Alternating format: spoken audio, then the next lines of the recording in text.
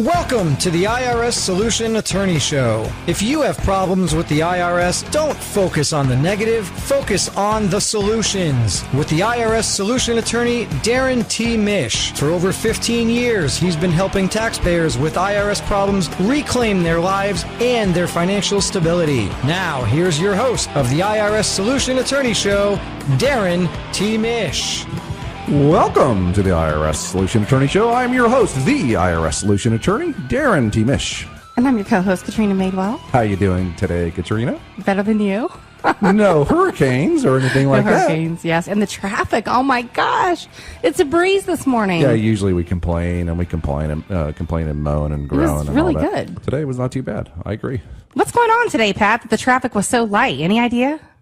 No, it's just we're lucky today. Maybe people weren't texting. They've been paying attention while they're driving. That's good. Yeah, just people were not getting into accidents. That's usually what happens out there, huh? Yeah, or they drive like idiots and we've been in no traffic. But we're glad you guys are not doing that today. So thank you. But you're listening to the IRS Solution Attorney Show, and we got a great outline planned for you guys today. And unless you've heard of an IRS CP2000, you probably have no idea what it is. So Darrin's going to explain. Yeah, so the title of the show is What is an IRS Letter CP2000 and what do I do when I get one? So an IRS Letter CP2000 is a notice from the IRS that alerts the taxpayer that their the filed return has inconsistencies from the information returns filed with the IRS. Now that sounds really lawyerly. So here's the bottom Very line. Very lawyerly, yes. Break it down. Here's the bottom line. The IRS is sending you a letter that says, hey, we're going to do what's called a correspondence audit. We're going to do an audit by the mail, through the mail, because you forgot to put some income on your tax return. So it's almost like a light audit because they got a 1099 or something. Yeah, it's definitely a light audit from the standpoint of it's all done by mail. So it's not one of these love letters that says, hey, congratulations, you're under audit and bring all of your stuff down to the auditor's office on such a date and reserve 4 hours. No, that's not what this is about. What this is about is like, hey, you forgot to put some income that we know about on your tax return. We're going to see if we can find it, kind of thing. And what we've done is we have very helpfully decided to assess tax and recalculate everything. And if you agree, sign here. If you disagree, here's what you do. So is there an amount on that letter? Like, this is how we reassessed it. This is what we think you owe. If you agree, sign it and send a check? Absolutely. There's an amount. And usually. And you can do that, and that's the end of it. Well, theoretically. And we'll get into that in some detail. Okay. But yeah, there's an amount on there, and the amount can be low. It could be, a few $100, or it could be eye-popping. I've seen both. I've seen, What's eye-popping on one of those? Well, to me, if it were me, if it was my money, anything eye-popping is over 10 grand, Yeah. Now, as in my world as an attorney that handles and helps people with tax problems, I would say eye-popping is like 100 grand. Ridiculous tax problems. Yeah, that's like 100 grand. So let me ask you a real estate question. So with one of these notices, the IRS CP2000, let's say someone did a short sale or foreclosure or whatever, and then they got the 1099 for the difference that the bank resold the house for. Would they send you a notice for something like that? Let's say you didn't file the 1099 because they're taxing you as income because it was their loss. Have you seen that? Yeah, we actually need to do a whole show on IRS, cancellation of debt issues. But yeah, absolutely. If that 1099-C for that cancellation of debt was not included on the tax return, well, yeah, for sure you're going to get a CP2000, and they're going to very helpfully recalculate the tax for you and the penalties and interest and whatnot. So let's say it's $100,000 difference, just raw even numbers. Roughly, what might that look like? Well, you're going to have, depending on the tax bracket, you're probably going to owe $25,000 to $30,000 in tax plus. Interestingly enough, the penalty is not going to just be late payment. You're going to have an accuracy penalty because, by definition, you were inaccurate. An accuracy penalty? An accuracy penalty is at 25% of the tax. So accuracy penalties are like, they hurt. Well, $100,000, that's 25 grand plus whatever your taxes, right? Well, no, it's accuracy. It's 25% of the tax, not 25% of the income. But it's still 25% of that amount. Absolutely. So it can be a really big deal. And we're seeing a lot of CP2000s, and you always see them, sort of around this time of year because people filed their tax returns early because they were expecting refunds and whatnot, and then it takes 6 or 8 months for the IRS to kind of like match up the return to the information returns. And I think that this process is largely automated.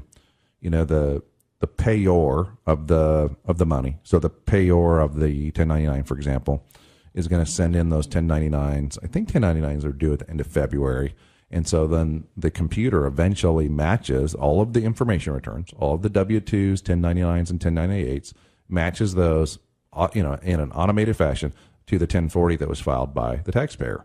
If there's a discrepancy, for example, a 1099 doesn't end up on a tax return, then you're going to get a CP2000, guaranteed. So in that scenario that we use, like let's say it's $100,000, it's a mortgage tax, or because where they sold the house and that's the loss they took. In that particular instance, let's say because people move obviously afterward in that scenario, and the bank's going to send it to whatever the property address was, would they still hold that against the taxpayer, or do you have loopholes around that? Right? Because that's a good question, don't you think? Well, because they're saying, oh, you didn't file this, or what did you just call it a minute ago? What kind of penalty? Accuracy penalty. Accuracy penalty. But the homeowner, let's say they just didn't know, or they didn't mean to be inaccurate, but they never got it. They never got the 1099. Well, that's going to be perhaps an argument against that, having the accuracy penalty filed against them. And I can see that scenario, exactly what you're saying, where you have the 1099-C for cancellation of debt, and they send it to the home that was actually short sold, and if it's right. Sometimes it's years, sometimes that 1099 gets issued years. Can they after. do that though? Well, I guess that's the year they took the loss because they sat on the property and finally foreclosed on it, right? As a practical matter, that's what they do. But remember, there's 3 exceptions to the cancellation of debt income sort of situation. So let's recap what we're talking about here. When a taxpayer has debt that's canceled by the IRS, Congress has decided that it's the same as if you had gotten the money and then the debt was forgiven. So it doesn't make a lot of sense to me. Let's say you're $100,000 in your case. So the way that the tax code looks at it is that if it's $100,000, then if it's $100,000 okay, of canceled debt. Well, it sounds like Darren's distracted because he is. So I'll just tell you, you might have heard this before. We have this little monitor literally sitting next to Darren, and Pat he does it to me all the time when I'm in the studio on Fridays too, but he loves to flash these funny images just to see if he can mess us up. So we're both sitting here trying not to crack up laughing and anyway. Well, here's the actual deal: is I'm not even looking at the monitor. I'm not looking at Pat. I'm actually looking at Katrina, and Katrina's so distracted, laughing at the pictures of farmers in overalls because that's poking fun at me that I can't concentrate because she's asking me these questions about this complex stuff and laughing at the same time. I'm sorry. Okay. So let's go back to the cancellation. Back to the cancellation of debt. You have a homeowner owes $100,000 on the – property, yes. And it's short sold, and so therefore they didn't have to pay that $100,000. Short sold or foreclosed or whatever happened. Yeah. So then because that $100,000 was forgiven, then they're supposed to pay tax on that $100,000 because the theory is if they had gotten the $100,000, then they would have been able to pay that debt off, and so on. But they lost money in the sale, so now they want to tax. Kind of a stupid. Well, it's kind of like the bank is writing it off, right, as a loss. So now I hate the law. I think it's stupid. It's just a money grab, but that's just my opinion, honestly. So there's 3 exceptions to that situation. Okay, so if it's right now, this is the law right now, and it's been extended year by year for a while now. But if it was due to acquisition debt for a primary residence, then it's not taxable. You have to fill out a form called 982, and then you can deal with it. But that's a great example in this situation. So let's say there's a 1099-C was issued, the taxpayer didn't know about it, so it's not on their 1040, and what do? Because let's say it was acquisition debt for the primary residence. Well, what you do is you fill out that form 982 and you do an amended return, and that's your response to the CP2000 letter, if that makes sense. And your 982 is for insolvency, right? Well, it's also for the primary acquisition debt. So the second exception would be insolvency. Insolvency is exactly insolvency means you have more debt than you have assets. Which is usually the case for a short seller foreclosure. Typically, when somebody's losing their primary residence, it's not because they have the money; it's because they don't have the money. So it's only the debt is only only non-taxable to the extent they're insolvent. So let me give you a hypothetical there. If they were insolvent by $70,000 and they owed $100,000, or they had $100,000 canceled, then they still have to pay tax on that last $30,000. Also not fair, but that's what the law is. The third exception is if the debt itself was discharged in a Title 11 case, fancy way of saying bankruptcy, if the debt itself was discharged in a bankruptcy, then there's no cancellation of debt penalty. Of course, right, because they can't collect on bankruptcy stuff. Otherwise, every person who ever went through a bankruptcy would get a 1099-C at the end, owe a bunch of tax money, and it would do away with the whole purpose of filing bankruptcy. Bankruptcy, exactly. So our topic for today's show is the IRS letter CP2000 and what to do if you actually get one. So I asked Darrin a question that kind of took us off topic, real estate, as always, but we're going to answer those questions for real when we come back. And if you received an IRS notice CP2000 and you want to call in and chat about it and ask Darrin a question, you can do so at 888-404-1010. Again, we're live today in the studio, 888-404-1010, and we'll answer your IRS CP2000 questions. We'll be back in a minute.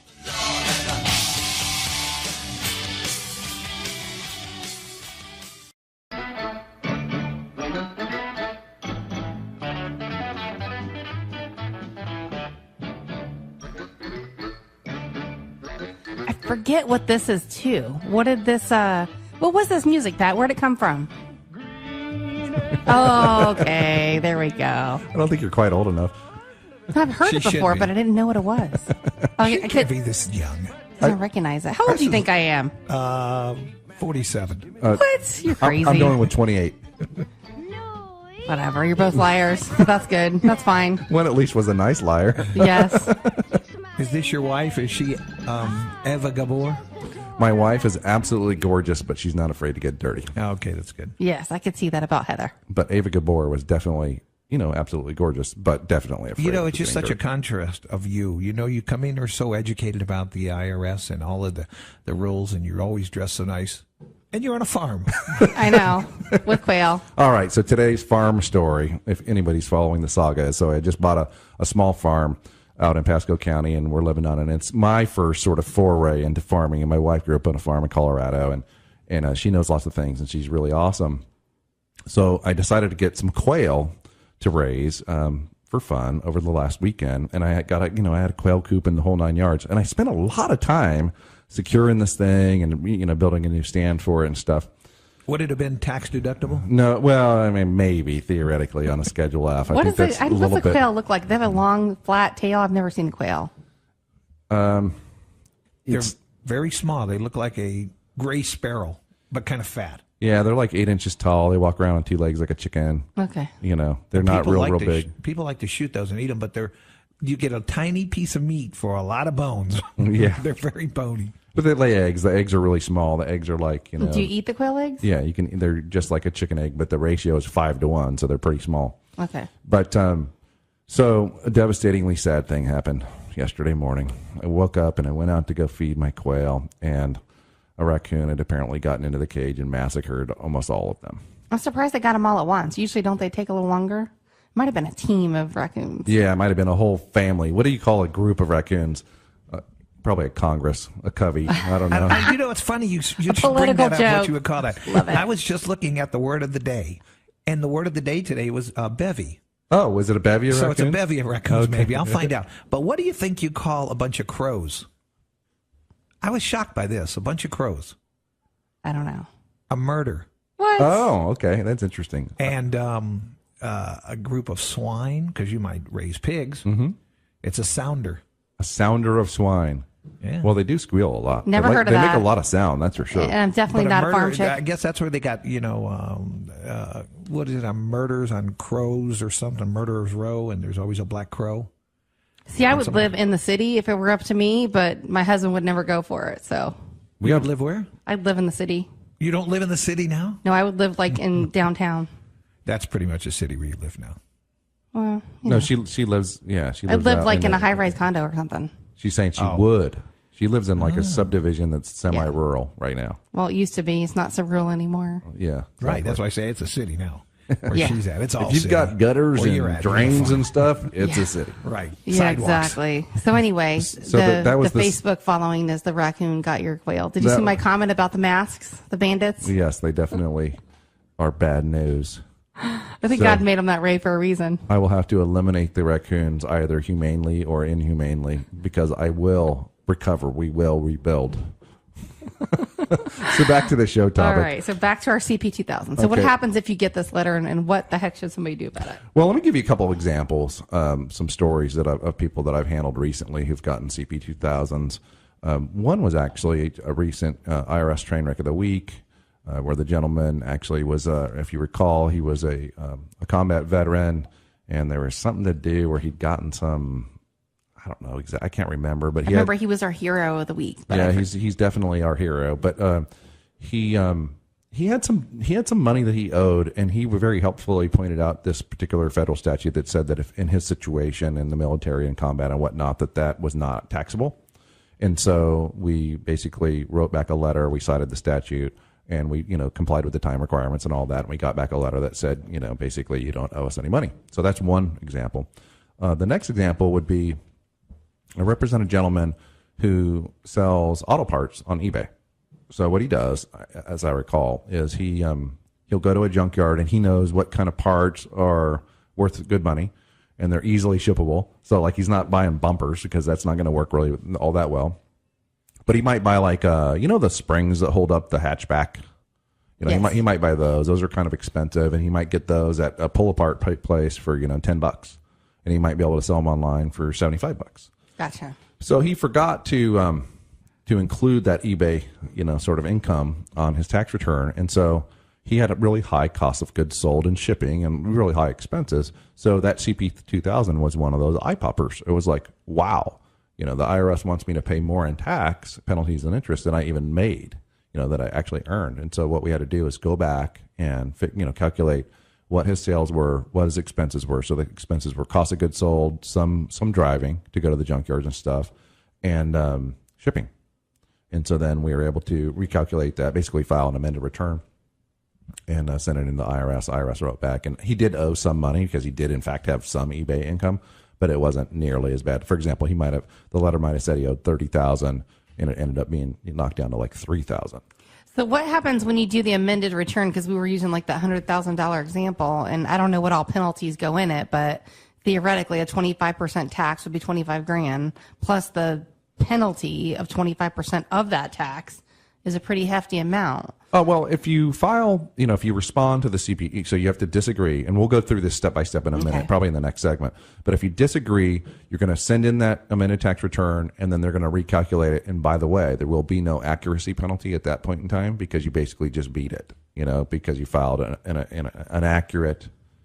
You filed it before, like when you got the initial letter, you filed it before they actually assess it. Okay. Right. Otherwise, you're Gotcha. kind of fighting an uphill battle. You can still fight it. Even if you get a CP2000 and you blow the deadlines and they assess the tax, you can still fight it. It's still something that can be done. It's just better to do it before It's the harder deadlines. the longer you wait, I guess. It's going to be a lot harder for a layperson, a non-lawyer, to deal with it after it's already happened. Yeah, that makes sense. So what we're trying to do today is talk about just the perspective of, if you get the letter and you don't want to hire a lawyer, I mean, let's say the total proposed adjustment is $3,000. That probably doesn't make sense to hire a lawyer, so you're going to have to do this yourself.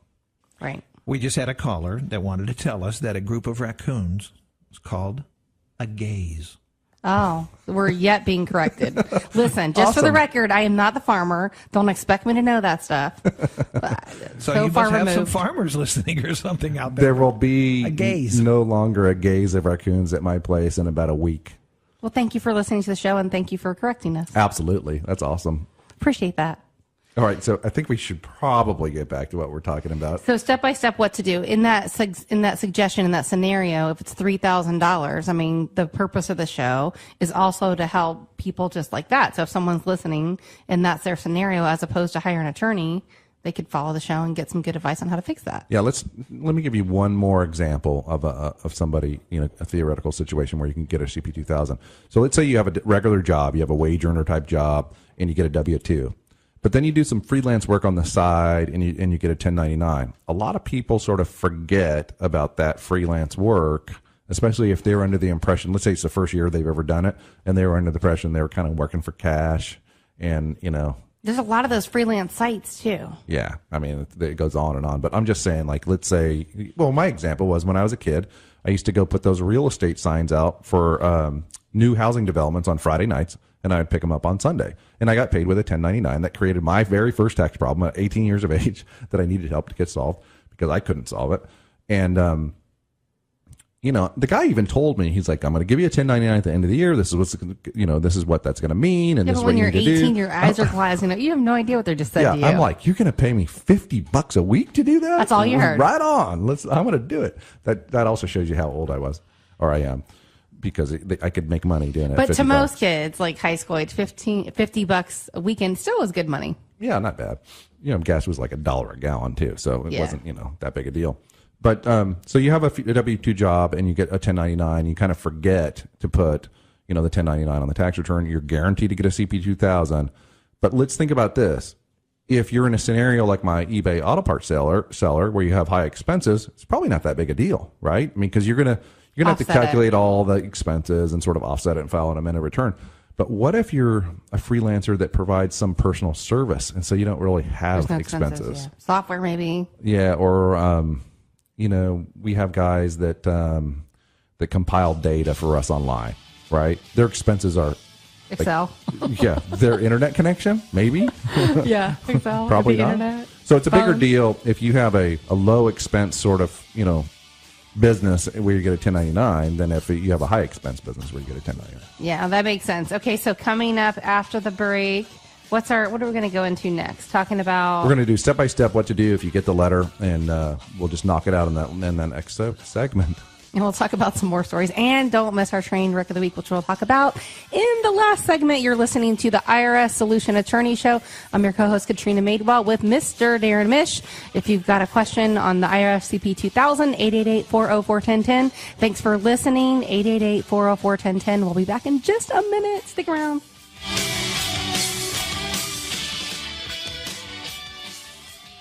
Are you suffering from IRS problems? Do you owe back taxes you can't pay? Is your paycheck or bank account being levied? Or maybe you haven't filed tax returns in years and simply don't know what to do. This is Darrin T. Mish to tell you that if you're tired of IRS problems hanging over your head and are ready for a fresh start, we may be able to help. Call the law offices of Darrin T. Mish at 888-GET-MISH, 888-GET-MISH. I can help you file old tax returns, work to release tax liens or stop wage levies, even negotiate deals to pay off back taxes at a discount, sometimes for pennies on the dollar. Hey, let's face it, these days it's not hard to get into tax trouble. A divorce, failed business, health problems, you name it. The point is, IRS problems may be solved if you're willing to take the first step. Call for a free consultation at 888-GET-MISH. That's 888-438-6474. Or go to the web at getirshelp.com, because the one sure thing is, IRS problems don't solve themselves. So get Mish. 888-438-6474. Principal Office, Tampa. Welcome back. You are listening to the IRS Solution Attorney Show, where we occasionally talk about raccoons and more. And I am the IRS Solution Attorney, Darrin Mish. I'm your co-host, Katrina Madewell, trying to keep that conversation alive. You know, after you take care of this gaze of raccoons, Right. will you make me a Davy Crockett hat? See, I don't bring up the farm conversations. It's not me. It's all Pat. Well, this is going to be really politically incorrect and perhaps a little bit unpopular, but I've been wanting to tan some raccoon hides for a while. So yeah, I probably if I get enough of them to Don't make it work. spank them. You got to get rid of them. Well, you have to cure them basically. Oh. If you don't do it right, then the fur will all pull out and it won't be permanent. But there's a process you have to go through where you tan the hide, and that's basically the curing process. And then I'll give you the hide, and you can make the hat. The only tanning of hides that I know about involved a leather strap. Well, now you've Don't really even dated go there, yourself Pat. because people don't do that anymore. But yeah, I went through my fair share of those things as well. So I am going to get a Davy Crockett hat. Listen, I was the one asking my in-laws when chickens lay eggs, how do you know if a chicken's going to come out or it's an egg you eat? Okay, like that's me. So you can laugh now. It's all good because I laugh about it too. Nice. But that is a legitimate question if you've never grown up around farm animals. So you're like, is that an eaten egg or is that a hatching Like, egg? how do I know if I crack it if a chicken's not going to pop out? You know, we planted corn on the side of my house, and I live right in the middle of Carrollwood. And we planted like 12 ears of corn with seed, and they all came up. And we had little tiny corn, and then something ate it. I think it was I don't know what it was. It was a bug that ate all the corn. And then we had all that rain, and it killed all the corn. I didn't know that you could overwater corn, and it would just die. Oh, for sure. I've been battling raccoons for like 20 years. I had a big garden when I lived in Port Tampa, in South Tampa. And I can remember, planting squash, and you're waiting. You got zucchini out there, and you're like, oh no, that one's going to get a little bigger. I'm going to wait till tomorrow to get that one. And you go out in the morning and you kind of got a little extra. You got a little pep in your step. You're like, yeah, I'm going to get my zucchini. And it's gone because the darn raccoon ate it. They will eat anything that you like to eat. Wow. We have a lot of deer at our house. Like, they run around like wild dogs. Yeah, that's at my new place. We don't have any deer. At the old place, the last place in Wesley Chapel, we had deer where you couldn't even have certain landscaping plants, even in the front yard, because they would just come and eat them. They like hibiscus and stuff like that. One morning, I was on my way to the airport about 4 a.m, and I opened the front door, and there was a pretty good-sized buck standing on my front porch. I slammed the door. He ran off. I don't know who was more scared, me or him, but I can tell you it was like a little disconcerting. You're not expecting there to be a large body, of anything. It's every morning, because I come to work so early. I leave the house at 5 a.m. and it's still, it's really dark. Mm-hmm. And I walk out there and I think every morning, snakes like the warmth of the sidewalk. And one morning, it's either going to happen. He's going to be by the car, he's going to be on the sidewalk or something. There's going to be a snake one morning. So do you remember live in the jungle? We live in Florida. Do you remember a few years back there was a rash of rattlesnakes in mailboxes? There were like 2 or 3 occasions where like people reached in their mailbox and got bit by rattlesnakes, and I don't think they ever figured out if it was people putting the snakes in the mailboxes or not. So that's what I wouldn't stick my hands in anywhere without looking in there first. I don't look in my mailbox because it's always just bills. So I never open my mailbox. So bill pay, Pat. Bill pay. As fun as this is talking about other things, let's talk about what you do step by step if you get a CP2000. Yes. Okay. So the first thing to do now. Most people would think I wouldn't need to put this on the list, but open the envelope. Yeah, don't leave your head in the sand like an ostrich and I not would open say probably most of my IRS problem clients come in and they have a stack of unopened envelopes. Okay, we got to open the envelope to find out what the deal is. Roughly what percentage? Oh, 60 or 70%. Wow. Come in with unopened mail from the IRS. Now, they've had a problem for a long time. What do they say to that? Like, do you ever ask them, hey, why didn't you at least open this to see what it was? Well, they know it's bad news and they just don't want to deal with it. Yeah. Okay. It's like more of the same. Okay. And, in their defense, the IRS sends out a lot of duplicate notices. They send one to the husband, one to the wife, that kind of thing. But open the letter. Step 2, read it and don't hyperventilate while you're reading it, okay? This is a proposed assessment. There may still be hope, okay? So don't freak out. So that's what would be in there is the assessment that would freak somebody out? Yeah, well, if you see $100,000 on the thing in big, bold Gotcha. Letters, that's going to be a little bit scary. Don't hyperventilate. There's probably a pretty good explanation and probably a better thing to do than ignore the letter. So that would be step number 2. Step number 3, write on the letter, there's going to be a deadline. There's going to be a date. Write the date down. Put it on your calendar if you use a calendar. If you're one of these kind of people that don't use a calendar and miss a lot of dates, then what I want you to do is write the date on sticky notes and put them all over the place. Put them in the car. Put them on the mirror of the bathroom. People say, is that your birthday or an anniversary? And put them by the toilet. Put them in places where you're going to see it. Better yet, my advice is, why don't you deal with it like today or tomorrow or this week? All right, so what should somebody do? How do they deal with that? They probably don't know what to do. Well, first, before I can tell you how to deal with it, we have to identify what's the issue. Okay, so what got left off of the return? What if they're like, I have no clue what this is or why I got it? Well, the letter itself, in less than super clear terms, is going to tell you what the problem is. It's going to say you left off this 1099 that you got from Acme Company. Oh, it does tell you who it's from? Okay. It'll tell you who the issuer is, what their address is, what the exact amount of money is. And so it's not going to be that hard to identify. Now, there are sometimes people get 1099s that I don't know how, but it's wrong. Or sometimes I've had a lot of cases where they were duplicated. So you get like one, I can remember one case where I had a 1099 or the client had a 1099 for $100,000 and one for $100,000 and $500, $100,500. So they were trying to get them twice, but it was really only one. Yeah, what had happened in that case was the higher one was the correct one, and it was issued after the first one. And what the issuer was trying to do was issue one for just $500 more.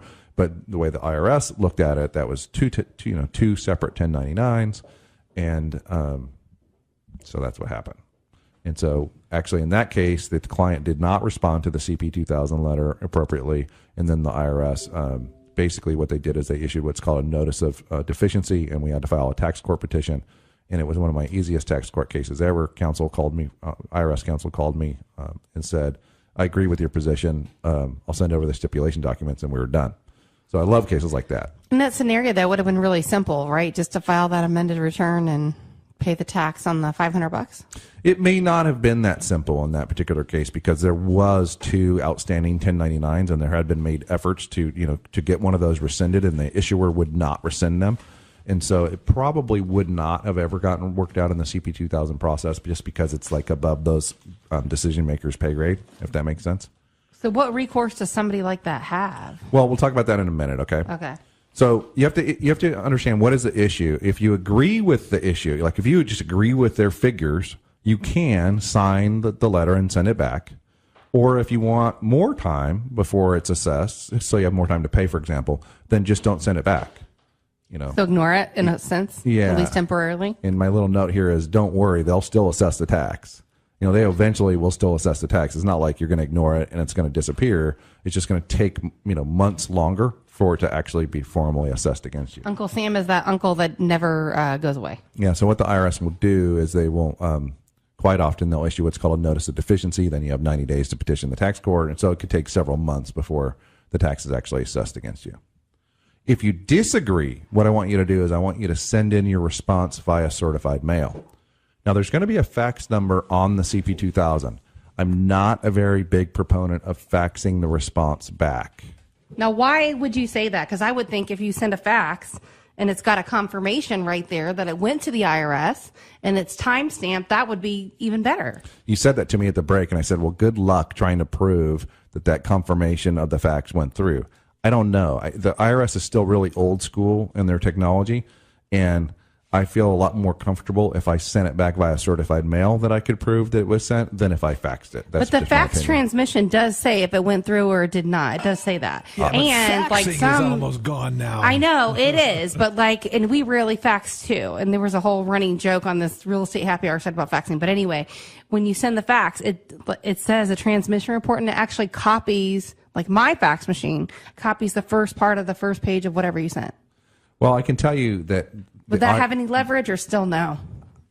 I could probably win it. I just think it would be harder than winning the proof of the certified mail, because the certified mail is just like the gold standard of proof that you mailed something. I know, but literally, like you could.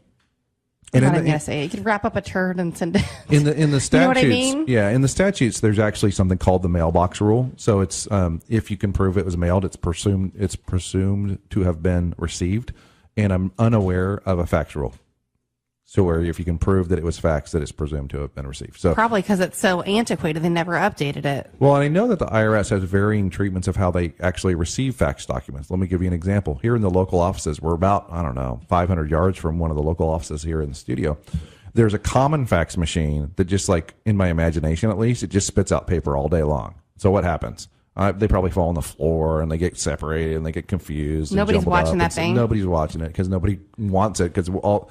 everything that's on that fax machine just equals more work for them, right? It's work, exactly. And then over the last few years, the IRS has assigned many employees their own unique e-fax phone numbers. And so I think those are handled a little bit better because those go into their secure IRS email. Yeah.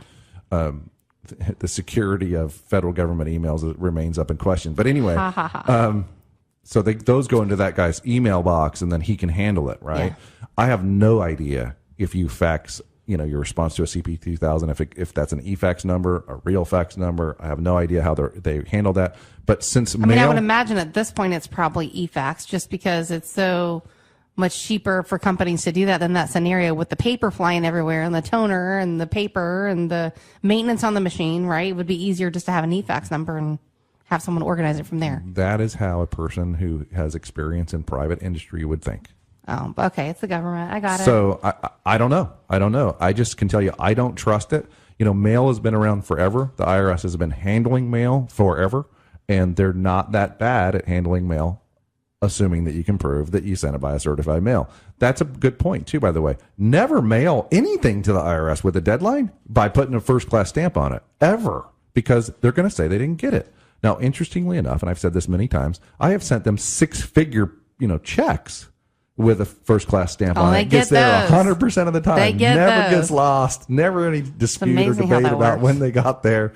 That works every time. But if you send them a letter that says, I disagree with your, I disagree with your position, and we're beating the deadline, it's going to get lost 100% of the time. So with that letter, you either have to sign it, say you agree, and send it back. Is there a box to mark that says you disagree, or you have to send a letter saying you disagree? Yeah, there's a box to mark, I believe, that says you disagree, and then you should put in some supporting documentation or something like that as well. You can't just check the box, I disagree, because what's going to happen is you're definitely going to get a notice of deficiency at that point in time, at some point later. What did you mean by don't complicate it? Is that in complexity as the enemy? When we come back, I'll talk about what I'm talking about when I say don't complicate matters, okay? Okay. Sounds good. I figured that was going to be a long answer to a short question, but I thought I'd try. So you're listening to the IRS Solution Attorney Show. We'll be back in just a moment. Stick around. We're going to get into the fun part next, and then we'll have our IRS Train Wreck of the Week. Back in a minute.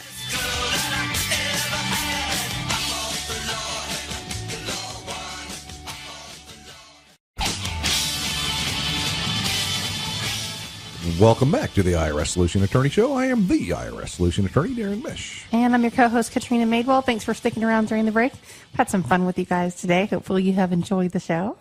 Yeah, we have. We've definitely talked about the gaze of raccoons. And right now we're eating banana cream ice cream, I think. Banana pudding from Bluebell. Not Katrina, just for the record. It's very good. Oh, it is so good. You're not tempting me. I wish I didn't have to talk so much in this last segment. But anyway, we have to get through what you do step by step if you get one of these CP2000 letters from the IRS. Just to recap real quick, open the letter, read it, don't freak out, pay attention to the deadline, figure out what the issue is.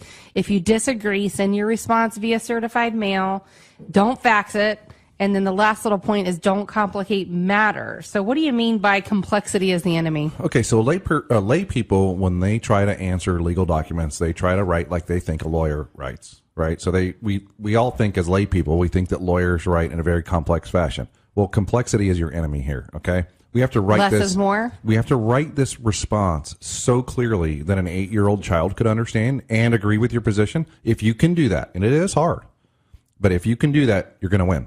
If you can't do that, if you're going to tell a 3-page story about how your grandma died, you're not going to win. Okay, it has to be very clear, concise, simple to understand. That's my opinion, and that's what works for me. Well, even the Wall Street Journal is written in, I think, 7th grade grammar. It's not complex at all. Right. Well, there are some articles on. Well, the there's some complex Journal, topics, but for the most part, it's written in 7th grade, like a 7th grader could read and understand it. Yeah, especially in the news stories, the typical straight news. So, but that's why they have the readership that they do. If you need to file an amended return, like some of the examples that we had talked about earlier, what you need to do, and this is in the letter, you need to mark along the top of the amended return CP2000 in big bold black letters. I usually use a Sharpie to do that. And that's and you send it to the address on the letter, and that helps them understand that this is your response to the CP2000 letter. I've done this many, many times. It works great. You just don't want to file the amended return in the normal channels, because then you're gonna gum up the works and you screw it up. Basically. Have you had anything yet where you've literally fought some timelines or something where someone put something on Facebook and time stamped it or anything like that, and they, I don't know, say, oh, I mailed the letter to the IRS today or anything like that? No. Have you ran across anything like that? I don't have that many timing disputes, because we don't. Everything's already late. Way late. Yeah, it's either the client has already blown all the deadlines, or when we get deadlines, we try to do things well in advance. Occasionally, I'll file something on the last day, and then some IRS employee will fight me and say, well, we had to get it before that date. And I say, no, the mailbox rule says it just had to be postmarked by that date. So I usually win those arguments. Someone sends it off. They totally disagree. How long before they actually will hear something back from the IRS? About 30 to 45 days, typically, you're going to hear back. If you win, that's great. That's fantastic. If you lose, you have to figure out where to go from there. So you're going to have your typical options open to you. You're going to have an installment agreement, an offer in compromise, a hardship determination, something like that. It's going to have to be, you're going to just have to figure out what the deal is. What are you going to do? And so, depending on obviously the amount of that, you may want to consider hiring an attorney to do that. You can reach Darrin at 888-GET-MISH. Or you can visit the website at getirshelp.com. Our phone number is 888-438-6474. Again, 888-GET-MISH. And then you were talking a little bit about the IRS pages. You set up one for the IRS Solution Attorney, right, where you're putting information over there? Yeah, we have the IRS Solution Attorney page on Facebook now. Or you can also friend me at Darrin Mish on Facebook as well. or Twitter at Darrin_Mish. And we do answer questions usually from the show. We're not going to do that this week because, Pat George is not ready. So it's about that time. He's a little slow today. The ice cream's got him sluggish. It's time for my favorite segment of the show, the IRS train wreck of the week. This is a story typically where somebody came in and they were just a hot mess, and we worked together to resolve the problem. And I think I wore off on you. You didn't used to say hot mess. I think I pushed that on you. I love it. So in this particular story, this goes back a long way. This is a story from probably about 15 years or more ago. There was a gentleman, he lived in Houston, Texas. It was one of my first cases that I got from out of state. And he came to me and he owed $99,000. And it was from an earlier tax year. I mean, it was really an old case. And as you recall, there's a statute of limitations for the collection of tax. That's 10 years typically, okay? There's exceptions and whatnot. But this tax debt was pretty close to 10 years in my mind. So the first thing I was thinking is, well, maybe we can just kind of like wait it out and the whole thing will expire. The client was under some pressure. I can't remember exactly why, but he was under some pressure, and so we decided to file an offer and compromise. He's probably getting a mortgage. I think he had a revenue officer breathing down his neck because it was $99,000. You know, it's a pretty good sized case, and so we filed an offer and compromise. And after we had filed, or probably right before, we determined that there was only a month left on the statute of limitations. Okay, so the IRS didn't have a lot of time, regardless if they got, if he. You think that's why they were there? Yeah, that was probably why they were putting the pressure on him, is they knew that the time was running, short. And so we filed the offer and compromise, and the offer and compromise tolls the statute of limitations. What that means is it stops it from running while the offer is pending. And so the statute was really, really very short. And I think Why would you want to do that if it was so close to expiring? Well, if the revenue officer was breathing down his neck and was going to levy his bank account, his wages, and and go seize stuff. You think it would all happen that fast, though? It could. It could. It depends on, and I don't recall exactly, but it could definitely happen that fast if the revenue officer had already been working the case for some time and kind of had it all mapped out and knew what he had and stuff. So we filed the offer and compromise, and I can remember I filed it for $500. And thinking, that's pretty low, but it's doable. What'd you put for why? Your time is almost up. No, we filed it based on doubt as to collectability because he didn't have a lot of money or assets or anything like that. And I'll never forget this call. The lady called and she says, what do you think about $1,000? And I was like, "Oh, gee." The revenue officer? No, the lady that was working the offer. Oh, and she says, "Well, what do you think about $1,000?" And I'm doing the math. I'm like, I'm thinking $1,000 on $99,000. It's a pretty good deal. So I called the client and I said, I would say, how fast can I write a check? That's what I think. We offered $500. She's willing to take $1,000.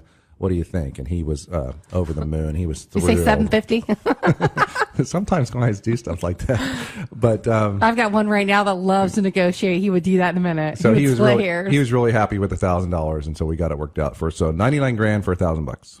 Pretty good even trade there. 1% of the dollar. That kind of thing does happen. That's why the only person I'd ever call is Mr. Mish, the IRS solution attorney. He's at 888-GET-MISH in case you have some off-air questions that you don't want to chat about on air. 888-GET-MISH. You can tweet him at Darrin_Mish or Facebook him.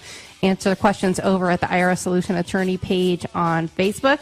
We had fun hanging out with you today and talking about farm animals. We had a great time. You got to get out of here. The cows need some milk. Thanks for joining us. We'll be back same time, same place next week. For this week, we're out.